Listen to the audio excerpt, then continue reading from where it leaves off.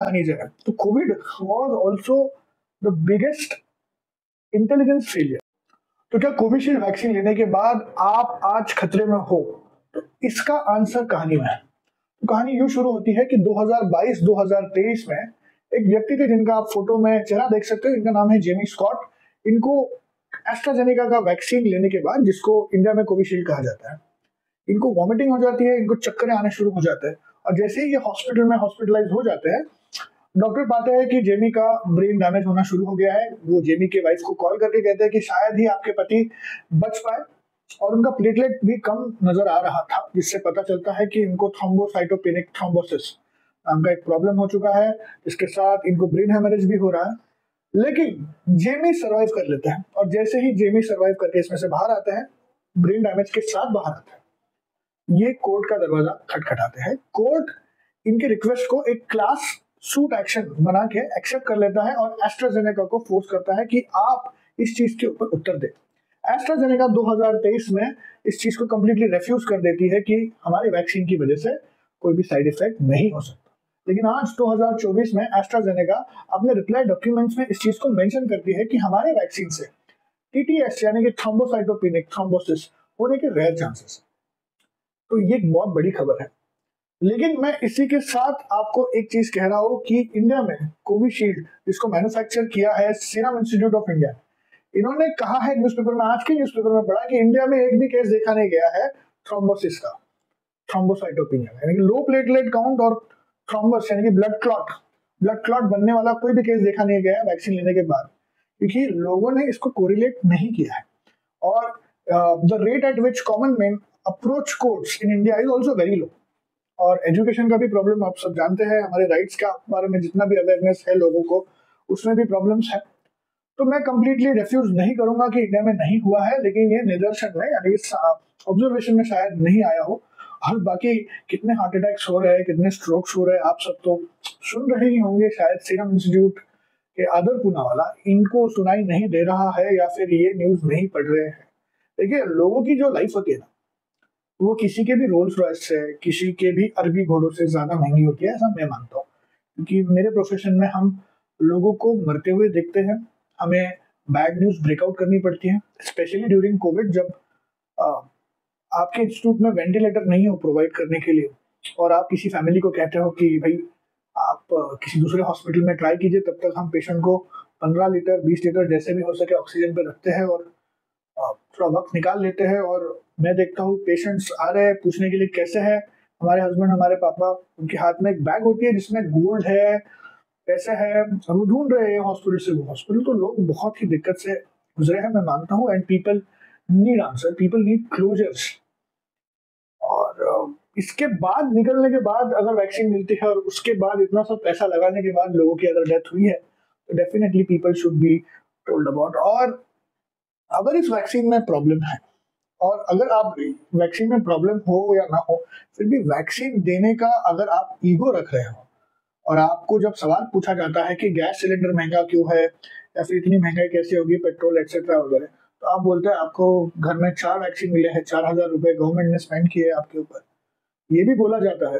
तो अगर श्रेय लेते हो, तो मैं कहूंगा कि आप इसका कॉस्ट भी बेयर करें, जो रियल वर्ल्ड कॉस्ट है उन लोगों का जिनके ऊपर साइड इफेक्ट्स हुए हैं, और जिनके ऊपर साइड इफेक्ट्स होने के कारण उनकी पूरा जो जीवन है उनका, वो आज बदल चुका है। उनकी फैमिलीज पे इम्पैक्ट हुआ है। फैमिलीज में बच्चों का जो एजुकेशन का क्वालिटी था, एक कर्ता पुरुष जाने के बाद उसमें ढलान आई है। अपॉर्चुनिटीज और जो ट्रेजेक्टरी थी लाइफ की लोगों की, होता व्यक्ति तो कुछ और फ्यूचर होता, आज नहीं है तो कुछ और फ्यूचर है, उसकी आशंका दिख रही है। ऐसा हो रहा है, तो मुझे लगता है कि government should come forward and help this people. और मैं सिर्फ इतना कहूंगा कि देखिए, no medicine comes with no side effects, ऐसा नहीं होता। इसी चीज के ऊपर मैं एक पूरा इंग्लिश एनालिसिस दूंगा, ताकि जितने भी दोस्त हैं हमारे जो हिंदी नहीं जानते, वो भी सुन पाए कि कैसे कुछ देशों ने कोविशील्ड यानी कि एस्ट्राजेनेका यानी कि AZD1222 नाम का ये जो वैक्सीन है, which is adeno virus based ChAdOx 1 virus, इसको बैन किया था। और वो पूरा प्रोसेस क्या था मैं यूट्यूब पे डालूंगा, आई होप आप लोग देखेंगे उसको। और ये एक इमोशनल आउटबर्स्ट है मेरी तरफ से, क्योंकि मैं भी ये वैक्सीन ले चुका हूँ।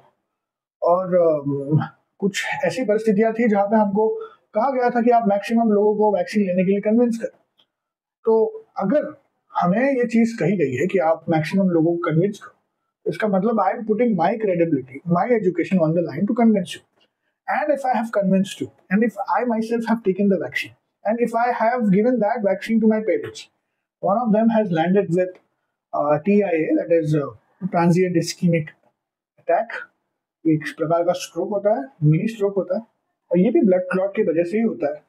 और इसके होने के बावजूद कुछ एक्टर्स भी गुजर चुके हैं, उसके बावजूद वो हल्ला हो चुका है। मैंने फेसबुक पे एक छोटी सी सीरीज चलाई थी इसके ऊपर कि curious case of heart attack, जहाँ पे मैं जितने भी हार्ट अटैक्स मीडिया में हो रहे सेलिब्रिटीज के हो रहे उसको मैं रख रहा था उसके ऊपर।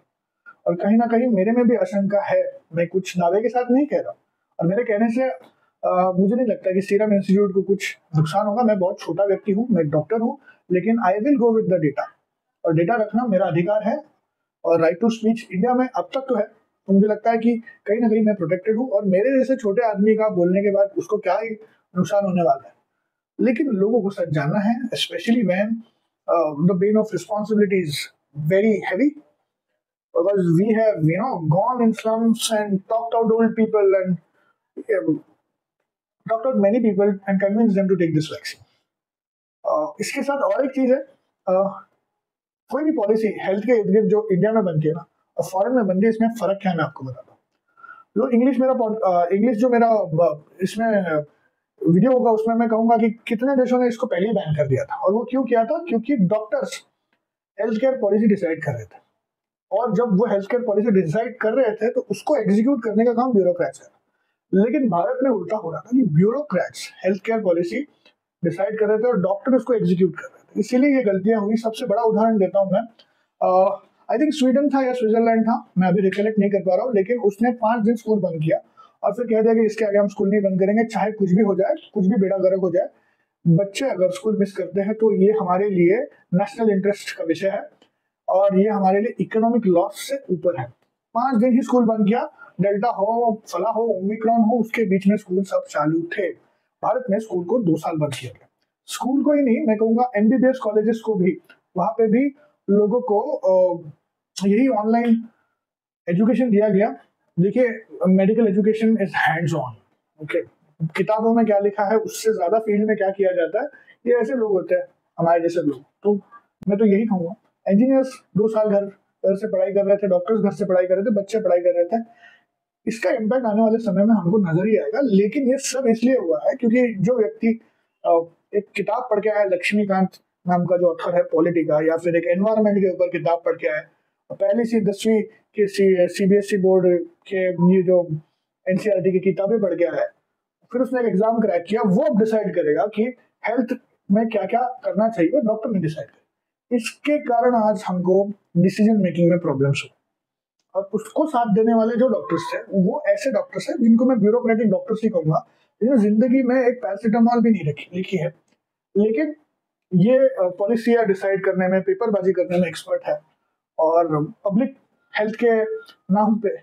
इनका बहुत सुना गया है, बहुत इनके ऊपर, और कुछ तो ऐसे हैं जिनके ऊपर पिक्चर बनी गई, जिन्होंने जिंदगी में एक पेशेंट भी नहीं देखा है। कि बहुत सही व्यक्ति सही जगह पे काम करते हैं, जो व्यक्ति ग्राउंड लेवल पे काम कर रहा है उसकी सुनाई उसका सुनना चाहिए था, ना कि उस व्यक्ति का सुनना चाहिए था जो ग्राउंड लेवल पे काम नहीं कर रहा है, या फिर जो ग्राउंड लेवल पे काम करने से डरते हैं और कुछ कॉन्टैक्ट्स निकाल के कुछ ऑर्गेनाइजेशंस के साथ, क्योंकि आज एक ऑर्गेनाइजेशन है जो बहुत डिसाइड कर रही है कौन सा डॉक्टर गवर्नमेंट में कहाँ काम करेगा, या फिर पॉलिटिकल कॉन्टैक्ट निकाल के आप हेडक्वार्टर्स में बैठ जाते हो ताकि आप कॉन्टैक्ट से बचो, क्राउड से बचो और आपके रिस्क कम हो। ऐसे लोगों को अगर आप पॉलिसी मेकिंग में इन्वॉल्व करते हो तो मुझे लगता है भारत का लॉस है, उसमें देश का दुर्भाग्य।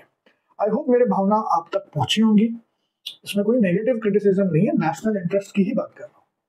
और अगर मेरी मानी जाए तो COVID was also the biggest intelligence failure for India as well as US. कि जो बात चाइना के इर्द गिर्द की कंट्रीज बहुत पहले से बोल रहे थे, हमने उनको सीरियसली नहीं ली। तो ताइवान चिल्ला चिल्ला के कह रहा था, ताइवान ने ये सारे पीपी सारे जितना भी इक्विपमेंट है, इंस्ट्रूमेंट है, जमा करना शुरू कर दिया था और वॉर स्केल काम करना शुरू कर दिया था। उनको देख के हमने सीरियसली लेना चाहिए था। हमने सीरियसली लिया नहीं, क्योंकि अगेन भारत में इंटेलिजेंस ब्यूरो जो है, रिसर्च एंड एनालिसिस विंग है, वैसे एक छोटी इंटेलिजेंस यूनिट भी है जिसका नाम है CHIB। Okay, this is health investigation bureau, central health investigation bureau. इसमें हम वायरसेस पे, हम फंगस पे, हम किसी भी पैंडेमिक पे, किसी भी प्रकार की हेल्थ इमरजेंसी जो हमारे नेशनल इंटरेस्ट को कॉम्प्रोमाइज कर सकती है, ये इंस्टीट्यूट ऑर्गेनाइजेशन इसके ऊपर काम करती है। इसको फंड दिए जाते हैं बजट में से, जिसका टैक्स हम करते हैं।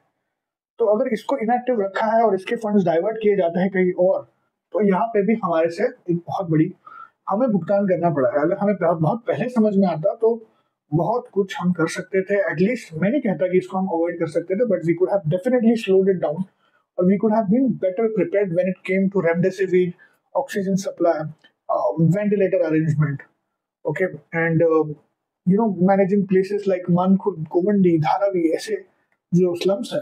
ओके, मैं तो इनके बारे में जानता हूँ। I am pretty sure old Delhi में भी है, और कर्नाटक केरल में है, और सॉरी कर्नाटक चेन्नई में है। और इसके साथ यही लेवल की जो फैसिलिटीज है जो हमने प्रोवाइड की है लोगों को, हिली एरियाज में हम मैनेज कर सकते थे, ट्राइबल एरियाज में मैनेज कर सकते थे, और ये सब दुर्भाग्यपूर्ण हमसे हुआ नहीं। और हमें जो मैनेजमेंट टेक्निक है जिसको कहते हैं जस्ट इन टाइम, उसके बेसिस पे काम करना पड़ा। फिर भी इंडिया ने बहुत अच्छा काम किया। मराठीत म्हटलं तर इंडिया ह्या सगळ्या आव्हानांना पुरून उरले। Okay, so India has played it's part very nicely, but shit, it could have been better. More lives could have saved. Thank you for listening me out. And पता नहीं लोग कितने देखते हैं, क्या देखते हैं, बट मैं दिल से कहता हूँ प्लीज लाइक एंड सब्सक्राइब करें, ताकि मुझे मोटिवेशन मिलता है और वीडियोस बनाने।